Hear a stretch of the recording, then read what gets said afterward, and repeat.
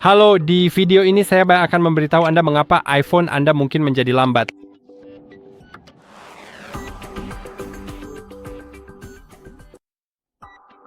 Oke, jadi mari kita mulai dengan hal pertama yang sangat penting, yaitu masalah ruang penyimpanan yang sangat rendah. So, jika Anda memiliki ruang penyimpanan yang rendah, maka iPhone Anda bisa melambat karena sistem tidak memiliki cukup ruang kosong untuk bekerja secara efisien, karena sistem membutuhkan sebagian ruang penyimpanan untuk menyimpan beberapa file sementara. Saya tahu bahwa ada kemungkinan Anda sudah tahu tentang ini, bahwa sistem menyimpan file sementara, sebagian besar di RAM, yang merupakan memori jangka pendek dari ponsel. Namun terkadang RAM tidak cukup dan sistem perlu menyimpannya di penyimpanan, di memori internal, di penyimpanan bawaan karena RAM mungkin tidak mencukupi. Atau terkadang file-file tersebut memang perlu disimpan sedikit lebih lama daripada jika hanya disimpan di RAM. Jadi itulah mengapa sistem menyimpannya di penyimpanan dan Anda mungkin hanya perlu pergi ke pengaturan. Lalu masuk ke umum dan penyimpanan iPhone dan lihat berapa banyak ruang penyimpanan yang tersisa. Saya masih punya cukup banyak ruang tersisa. Anda bisa lihat, saya punya sekitar 14 GB. Tapi jika Anda tidak punya cukup ruang tersisa, maka Anda mungkin ingin menghapus beberapa aplikasi. Atau mungkin mencadangkan beberapa foto, mengirimkannya ke iCloud agar tidak memakan ruang penyimpanan di ponsel Anda. Sebagai gantinya, mereka akan menggunakan penyimpanan iCloud. Sekarang tentang aplikasi latar belakang. Jika Anda memiliki terlalu banyak aplikasi yang berjalan di latar belakang, itu akan mengonsumsi RAM dan memperlambat kinerja. Jadi Anda bisa masuk ke pengaturan, lalu ke umum, dan pilih penyegaran aplikasi latar belakang. Sekarang nonaktifkan aplikasi yang tidak perlu diperbarui di latar belakang. Jadi aplikasi apapun yang tidak perlu Anda terima notifikasinya secara langsung. Dan juga saya tidak menyarankan untuk menonaktifkan penyegaran latar belakang sepenuhnya. Tidak hanya untuk aplikasi yang membutuhkan notifikasi tepat waktu, tetapi juga untuk aplikasi yang mungkin terhubung dengan beberapa perangkat eksternal, seperti jam tangan pintar Anda. Itu juga harus menyegarkan di latar belakang sehingga dapat disinkronkan dengan jam tangan Anda sepanjang waktu. Namun selain itu, seperti permainan atau aplikasi yang tidak memerlukan notifikasi, semuanya dapat dinonaktifkan di sini. Sekarang mari kita ke versi iOS lama. Selain itu, di pengaturan umum, buka pembaruan perangkat lunak. Mungkin ada pembaruan baru yang tersedia dan Anda mungkin perlu memperbaruinya. Jadi perangkat Anda berjalan di versi terbaru.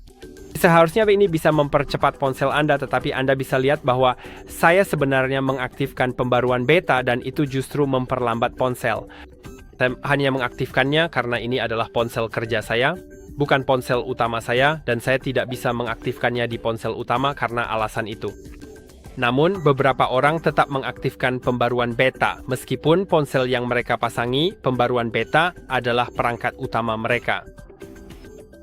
Dan itu sedikit bermasalah karena bisa membuat ponsel Anda berjalan jauh lebih lambat, jadi saya tidak merekomendasikan pembaruan beta. Dan jika Anda sudah terlanjur menginstalnya, maka itu bisa jadi cukup sulit. Secara teknis, Anda bisa melakukan downgrade, tetapi prosesnya rumit dan Anda harus mencadangkan semua data, lalu menggunakan komputer untuk menurunkan versi ponsel, dan setelah itu Anda tidak akan bisa memulihkan cadangan tersebut. Misalnya, jika versi publik saat ini adalah iOS 18 dan Anda sudah menginstal iOS 26,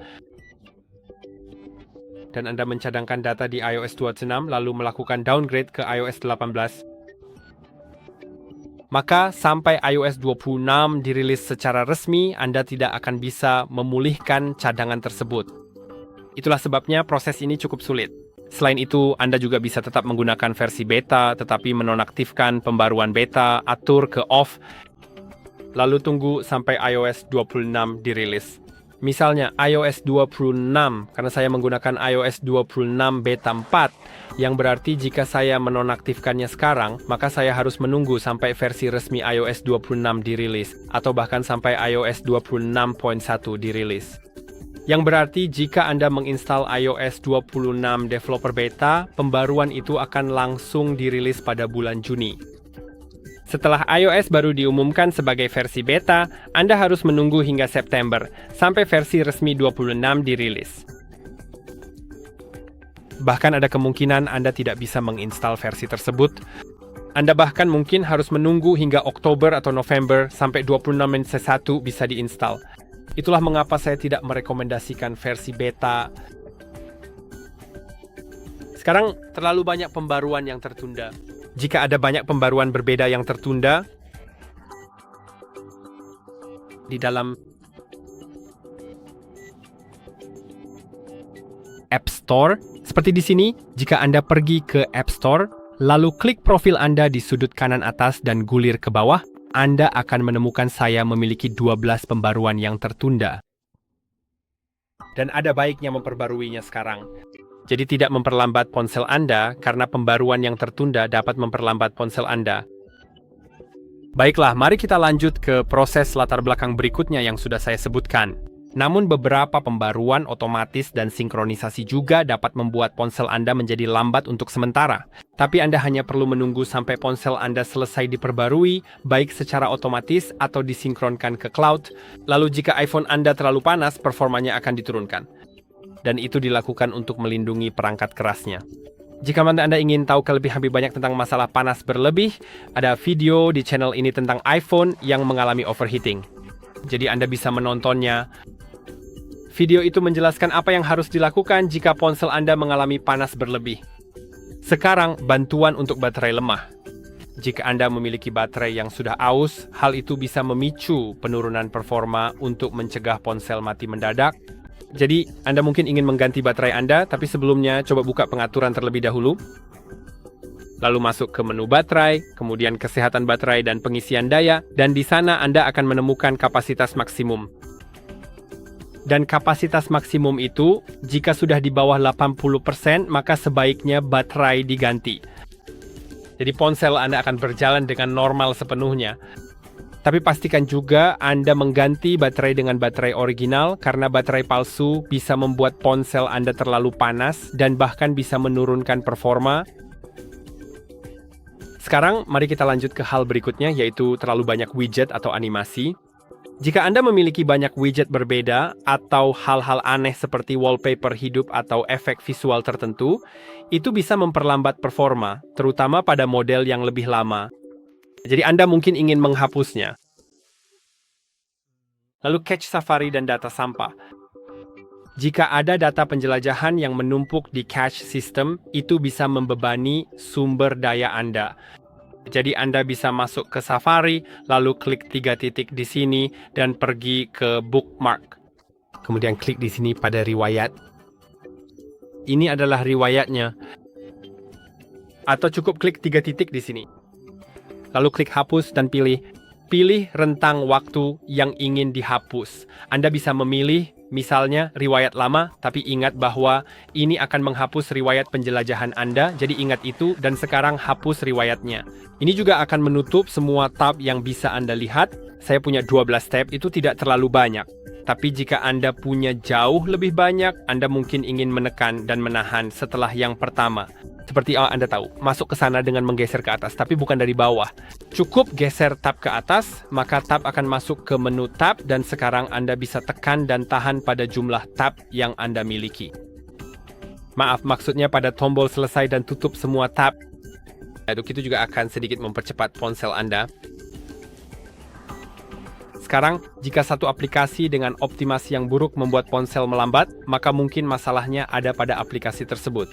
Mungkin saja aplikasi itu memang dibuat dengan buruk oleh pembuat aplikasi. Kemudian terkadang mungkin ada beberapa bug iOS yang terkadang memerlukan restart atau pembaruan. Saya sudah berbicara tentang pembaruan, jadi saya tidak akan menunjukkannya lagi. Namun, Anda juga dapat menghidupkan ulang telepon dengan menekan dan menahan tombol daya dan salah satu tombol volume, lalu geser untuk mematikan. Tunggu beberapa saat hingga telepon mati, lalu hidupkan kembali.